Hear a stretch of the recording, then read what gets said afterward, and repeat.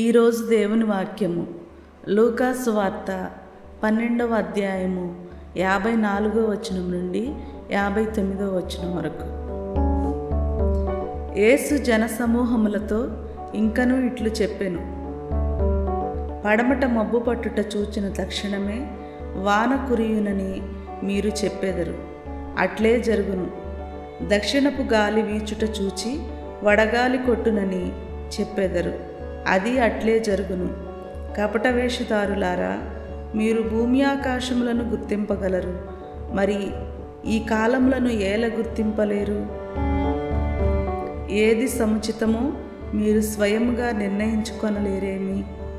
నీపై నీ శత్రువు వ్యాజ్యము తెచ్చి న్యాయాధిపతి ఎదుటకు నిన్ను కొనిపోవునప్పుడు మార్గమధ్యముననే అతనితో సఖ్యపడము, లేనిచో అతడు నిన్ను న్యాయాధిపతి యొద్దకు ఈడ్చుకొని పోవును.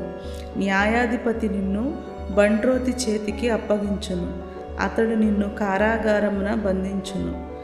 నీవు చెల్లింపవలసిన రుణములో కడపటి కాసు చెల్లించు వరకు నీవు చెరసాలలోనే ఉందువు అని నేను నీతో నిశ్చయముగా చెప్పుచున్నాను.